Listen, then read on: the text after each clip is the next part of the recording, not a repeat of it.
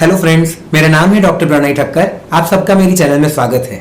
पिछले वीडियो में हमें प्रश्न पूछा गया था कि दांत में से मसूड़ों में से खून निकलता है, तो इस चीज का क्या हल है। तो हम आज का वीडियो इसी क्वेश्चन के ऊपर आंसर के रूप में बनाने वाले हैं। सब लोगों को पता है कि कई बारी दांत के अंदर या मसूड़ों के अंदर जब हम ब्रश करते हैं तो अचानक थोड़ा खून दिखता है, हम थूकते हैं तो अंदर खून निकलता है, लोग एकदम घबरा जाते हैं। कई बार सेब जैसी चीज हम ऐसे बाइट करने जाए, आगे से तोड़ने जाए दांत से, तो उसके अंदर खून हमें दिखता है, तो हम एकदम घबरा जाते हैं कि भाई हमें खून क्यों रहा है, हमें क्या हुआ होगा। तो इस चीज का कारण है आपके कमजोर मसूड़े। शुरुआती दौर में इस चीज को जिंजिवाइटिस बोला जाता है।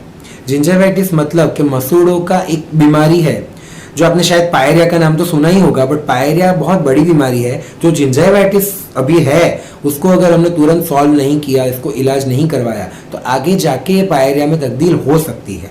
इसलिए आप हो सके उतना जिंजिवाइटिस, जब आपको थोड़ा दांत के अंदर मसूड़ों के अंदर थोड़ा थोड़ा खून आना ही शुरू हो ना, उसी वक्त उसका इलाज करवा लीजिए। अब ये चीज क्यों होती है? कई लोगों के ब्रश नहीं करते ठीक से, या तो पान, मावा, सिगरेट, तंबाकू, बीड़ी वगैरह कुछ खाते पीते हैं, या कई बार डायबिटीज ज़्यादा रहता है, प्रेशर होता है, उसकी दवाइयों का साइड इफेक्ट होता है। प्रेग्नेंट लेडीज़ को और मासिक में आने वाली लेडीज़ को उन दिनों में ज़्यादा तकलीफ होती है। कई बार आपके दांत टेढ़े मेढ़े हैं, आगे पीछे से आप ठीक से ब्रश नहीं कर पा रहे, तो उस वजह से भी ये हो सकता है।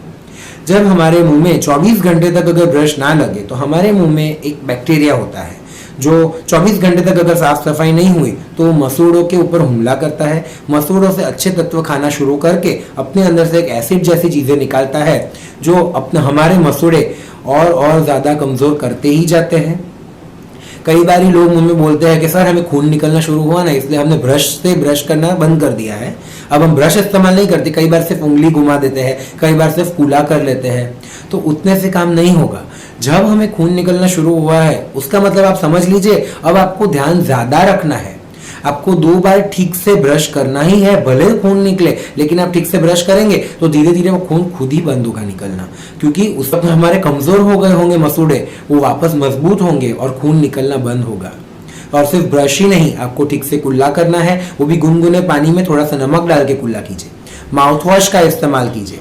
फ्लॉस आती है धागे जैसा, उससे आपके दांत और मसूड़े साफ करिए। टूथपिक का इस्तेमाल हो सके तब तक ना करें, क्योंकि उससे तो मसूड़े और ज्यादा कमजोर हो जाते हैं। तो इतनी चीजें करने से आपके मसूड़े धीरे धीरे वापस स्ट्रांग होंगे, और जो आपको खून निकलना शुरू हुआ है वो 8-10 दिन में खुद ही बंद होना शुरू हो जाएगा। तो आपको खुद ही पता चलेगा कि भाई मुझे फायदा हो रहा है। लेकिन अगर ये सब चीजों से भी आपको ज्यादा फायदा ना हो, तो आप समझिए कि अब आपको थोड़ा लेवल ज्यादा है, मतलब कि दांत के ऊपर छारी जैसा बनना शुरू हो गया होगा। कई बार हम खाना खाते हैं, ब्रश करते हैं ना, तो ठीक से साफ सफाई नहीं हो पाती है, तो एक छारी जैसा धीरे धीरे धीरे बनना शुरू होता है, दांत के ऊपर एक परत जैसी बन जाती है। वो परत आप नॉर्मल ब्रश करो उससे नहीं निकलती है। इस चीज को साफ करवाने के लिए आपको एक डेंटिस्ट के पास जाना पड़ेगा और अपने दांत और मसूड़ों की सफाई करवानी पड़ेगी। ये करने से आपके जो मसूड़ों का रोग है जिंजिवाइटिस, वो आपको ठीक हो जाएगा और आप पायरिया से बच पाएंगे। और अगर आपने ये सब नहीं करवाया, आप ऐसे ही खींचते गए आलस में, या कुछ काम की वजह से आप जा नहीं पाए, या जो भी आपका कारण है, आपने अगर ये ट्रीटमेंट साफ सफाई वाली नहीं करवाई, तो आपका जिंजिवाइटिस तब्दील हो जाएगा पायरिया में, और पायरिया में आपके मसूड़े ज्यादा सूजेंगे, उसके अंदर से पस और मवाद बनना भी शुरू हो जाएगा। और पायरिया में खास करके जो होता है वो है मसूड़ों के नीचे जो जबड़े की हड्डी है, वो हड्डी गलना शुरू हो जाती है। अब दांत जो है उसकी जड़ें हड्डी से बंधी हुई होती है। अब जैसे हड्डी गलनी शुरू हुई तो जड़ें धीरे धीरे ढीली हो जाएगी और एक दांत हिलना शुरू हो जाएगा। एक अच्छा दांत कि जिसके अंदर सड़न बिल्कुल नहीं लगी, बट मसूड़े और हड्डी के कमजोर होने की वजह से आपको वो दांत थोड़े ही समय में या तो खुद निकल जाएगा, या तो आपको डेंटिस्ट के पास जाके दर्द की वजह से निकलवाना पड़ेगा। तो सोचिए, एक अच्छा दांत कि जिसने आपने कभी तकलीफ नहीं दी, इतना साफ रखा है, सड़न भी नहीं लगी, सिर्फ मसूड़ा और हड्डी कमजोर होने की वजह से आपको दांत निकलवाना पड़ा, तो ये आपका कितना बड़ा नुकसान है। ये पायरिया की वजह से होता है। इसलिए आप समझिए कि पायरिया आपके दांतों को कितना नुकसान पहुंचा सकता है। और पायरिया सिर्फ एक दांत को निकाल के रुकने नहीं वाला, वो धीरे धीरे आगे आगे और 2, 4, 5 दांतों को ढीला कर देगा, और थोड़े ही समय में 6-8 महीने, साल भर के बाद, एक दांत के बाद दूसरा, दूसरे के बाद तीसरा करके आगे आगे आगे एक समय आएगा जब आपके सारे दांत निकल जाएंगे। कई लोग तो खुश होते हैं कि भाई खुद ही निकल गए दांत, तो हिल हिल के हमें तो जाना ही नहीं पड़ा डेंटिस्ट के पास। बट ये एक नुकसान है, अगर आपके अच्छे दांत थे, सड़न भी नहीं लगी थी, और अगर आपको दांत निकलवाना पड़ा या निकल गए खुद, तो ये नुकसान है, अच्छा नहीं है, इस पर खुश होने जैसा कुछ था नहीं। सही बात है।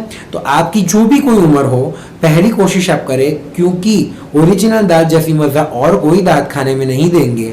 तो पहली कोशिश आप ये रखिए कि आपके दांत और मसूड़े अगर कमजोर हो रहे हो तो हो सके उतना जल्दी उसकी ट्रीटमेंट करवा के उनको वापस मजबूत कर ले, ताकि आप लंबे समय तक अपने ओरिजिनल दांत, जो आपको कुदरती दांत दिए गए हैं, उनसे ही खाना खा सके, क्योंकि उसी से सबसे अच्छा खाना हम खा सकते हैं। अगर आपका और भी कोई प्रश्न है तो मुझे कमेंट बॉक्स में लिख के बताइए, मैं उसके ऊपर आपको हल देने के लिए एक वीडियो बना सकता हूं। अगर आपको आज का वीडियो पसंद आया है तो आप लाइक करें, शेयर करें, मेरी चैनल को सब्सक्राइब करके बेल आइकॉन जरूर दबाएं। आपको दांत के रिलेटेड और भी कई सारे वीडियोस हमने रखे हुए हैं, अगर और कोई प्रश्न है तो आप मेरी चैनल पे जाके और वीडियोस देख के और जानकारियां ले सकते हैं। मुझसे अब तक जुड़े रहने के लिए धन्यवाद। Thank you.